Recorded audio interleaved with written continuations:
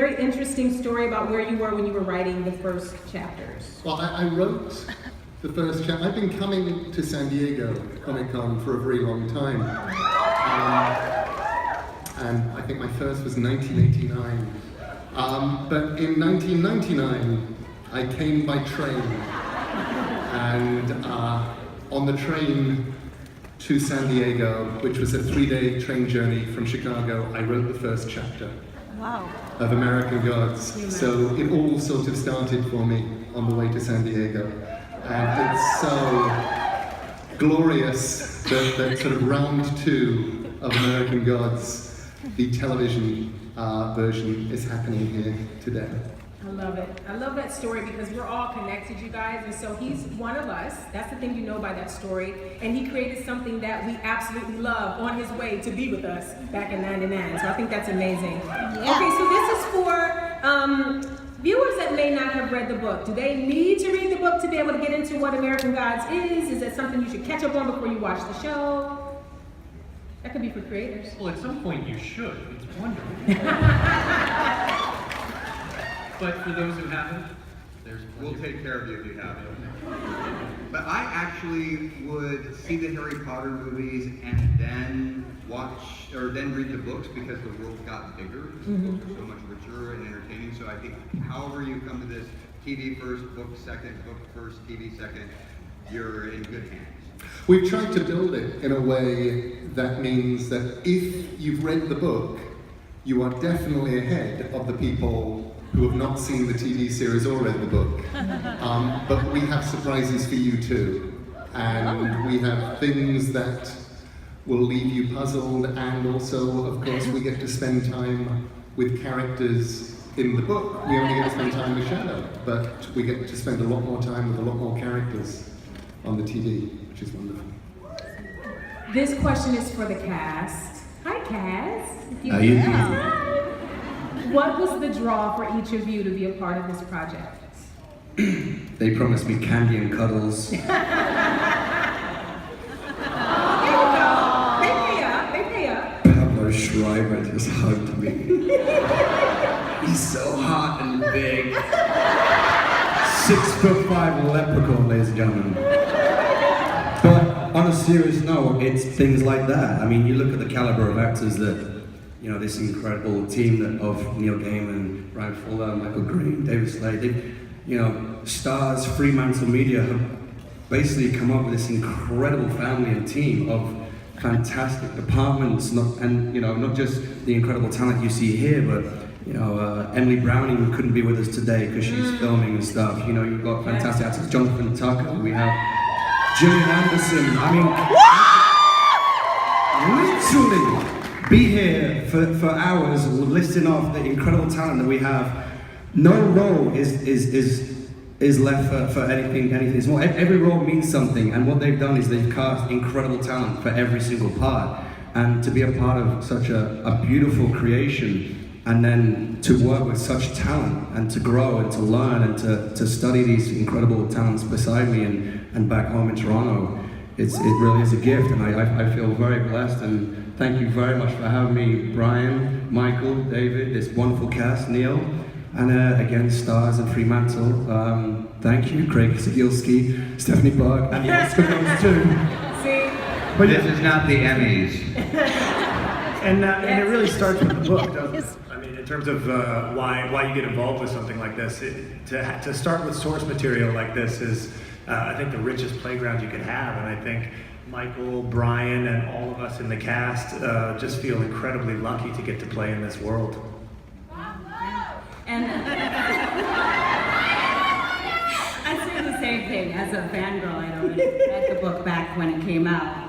And getting to work with all these wonderful people that work on so many projects that I love. But also the part of it being an immigration story. I mean, Facebook just reminded me that I became an American, 3 years ago? And my friend said, hey, 3 years from American citizen to American God. Yes.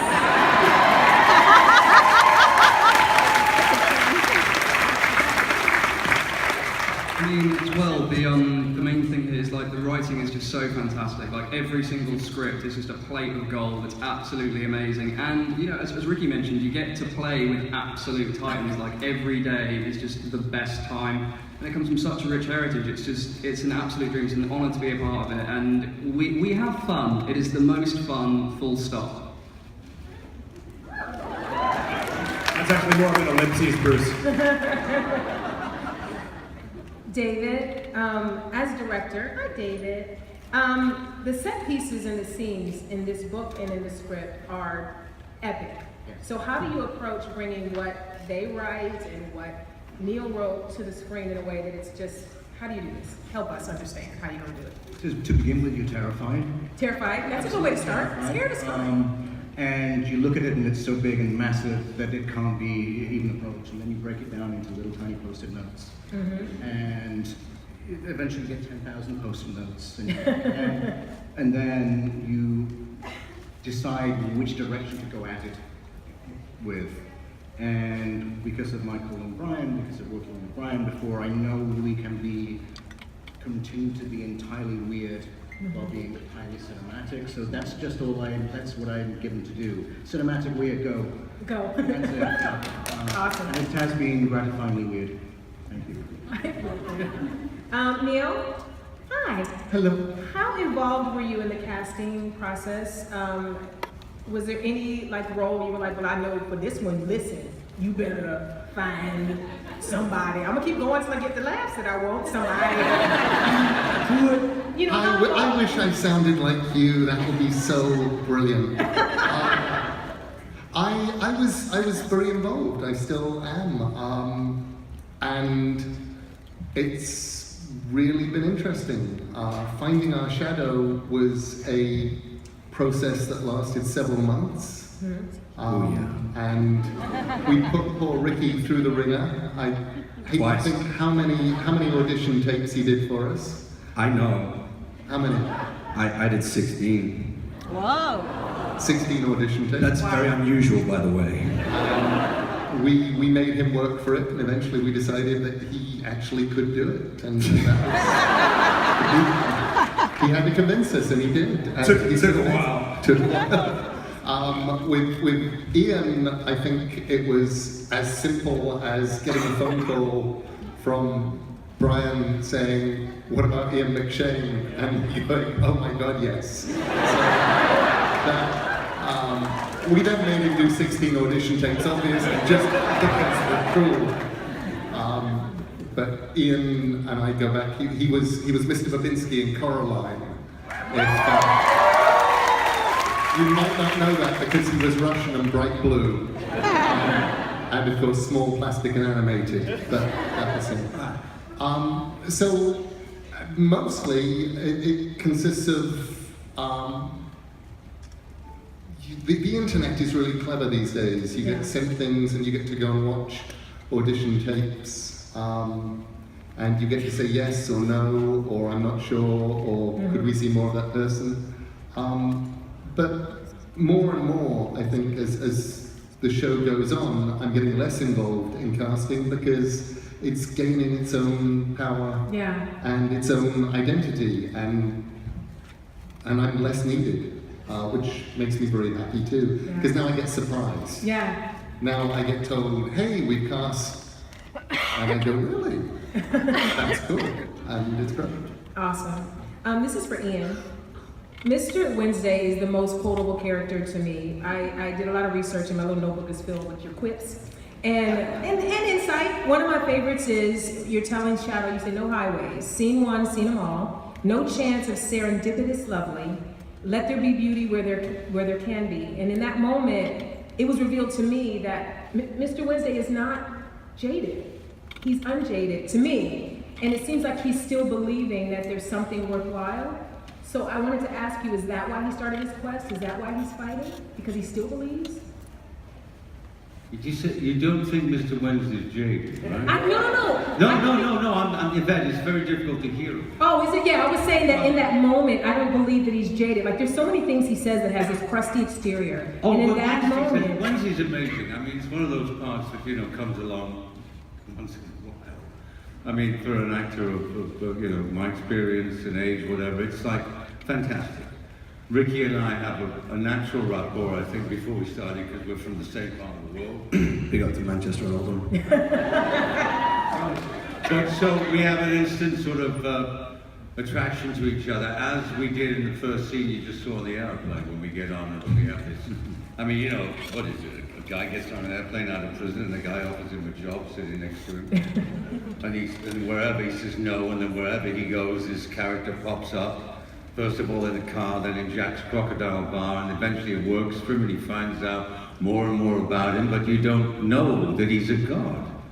And he doesn't know he's a god. I mean, he doesn't talk like that. That's the great part about it. There are people getting on with their life. Wednesday's a small time but elegant kind of, you know, dressed by G.Q. Griffith. That's what he is.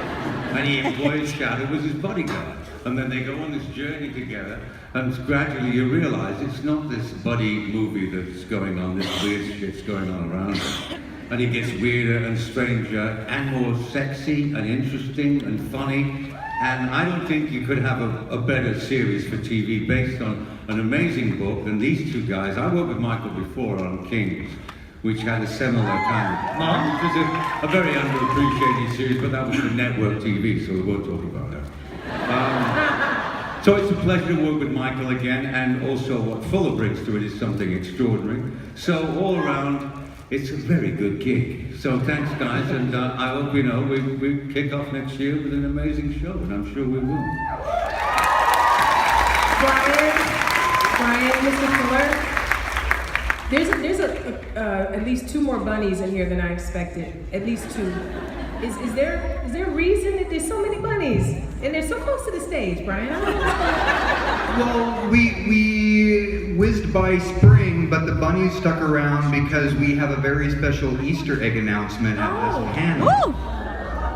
We have cast the goddess Easter, and we would like to introduce you to her. Wow. Oh, you guys don't even know what's about to happen up in here. Y'all don't even know.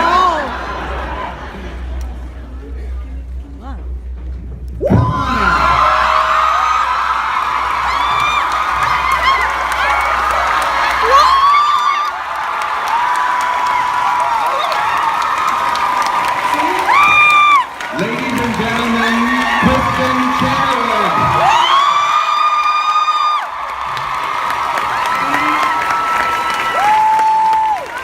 Listen. You never know what's going to happen in Ballroom 20. Don't ever say we don't give you nice things. We give you nice things all the time. Hi, Kristen. I love her. Okay, so Brian, you know, this is huge. This cast is amazing. And now we add another little ray of sunshine. So I noticed that you also work with a lot of the same actors a lot. You bring people back to us. And what is that about? What is it about Kristen that made you go, I want to have her as Easter? Yes! I think that question was just answered very eloquently. She's awesome. And the first time I saw Kristen Chenoweth perform was actually her last performance as Glinda in Wicked. Very strangely, I got amazing seats, and the poor woman came down in a bubble and couldn't get 2 notes out because everybody was up on their feet applauding, and I was like, what is the big deal? Then she started singing, and I was like, oh, that's a really big deal. So, Kristen, what has it been like for you to join this amazing cast on this show? I know. She just said my name, everybody. First of all, I'm really excited to be reunited with my Brian Fuller. And I actually, this is the first time I've met some of the cast. Oh. And hi, Neil. That's Kristen, everybody. I hope you enjoyed meeting me when I came in. I certainly enjoyed meeting you. It's a pleasure. And Ian, too. But this isn't about me. I'm honored to be here with you guys, and I can't wait to just come in your play box and, you know, scratch around. And maybe lay a few. Wow. Welcome to the family. I want to ask this question of Pablo. Hi, Pablo. You are such a wonderful dramatic actor. You were able to terrify us on Law and Order SVU. It's very scary. You were menacing but comically clueless on Orange is the New Black. Woo! No idea, clueless. What has it been like for you to work in the fantasy realm? It's nice. Well, you know, obviously, as I said, the source material in the book. So the first exposure was reading this book, and my mind just kind of exploded. You know, with all of the different characters and scenarios that Neil sets up. And it's not. I was talking about this with Brian actually this morning. Fantasy's not my normal genre. It's not what I go to either as an audience member or as an actor. So to get to play in something that's so new to me as an artist and also as an audience member is really fascinating. And I'm just really into big characters. I'm a big guy, so I guess that's hard to not play big characters.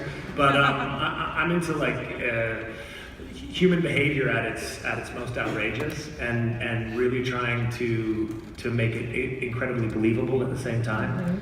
And so to get to do that with a character like Pornstache, and to get to do that now with a character like Mad Sweeney, feels like I've just been given a gift from the gods. And so these guys here are my gods. The leprechaun can fight.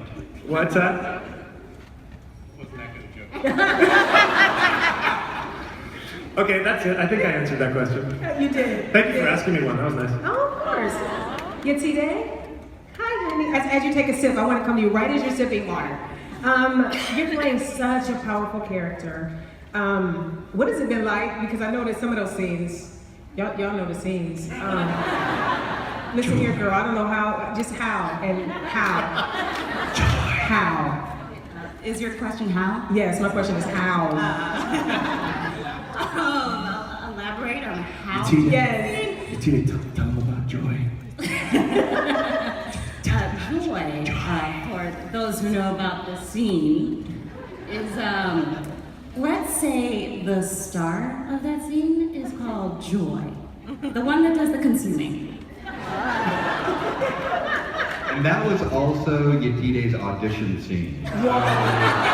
In all seriousness, it was the strangest audition scene that Michael and I have ever been a part of. And I imagine, Yetide, it's probably the strangest audition scene that you've had. You lost so many assistants that day. Just,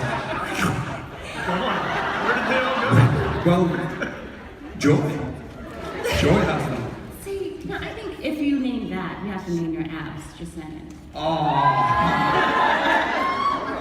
Ooh, she just outed me. Touche. Hey, Bruce. Yes. Hi. Hello. Technical boy. Yes. He's, shall we say, a bratty, a little bratty. Is he a little bratty? Impetuous? I wouldn't have said A little. that, You no. wouldn't say that. I'd say it. No, absolutely. I'd say it. In your mind, is he a misunderstood hero or is he a villain? He doesn't give a crap. Neither way. He doesn't kill. No. It's he would respond that people can interpret him however you want to. You are cosmically irrelevant, would be his response. He's just stay on your toes. Just keep your eye on him. You never really know what he's going to do. He's so much fun to play with because you never know where he's going to go. He's all about changing, progress, new and evolution. So one of my favourite things about him is that you never see the same version of him twice. So, as soon as you think you're getting used to him, then no, not so much.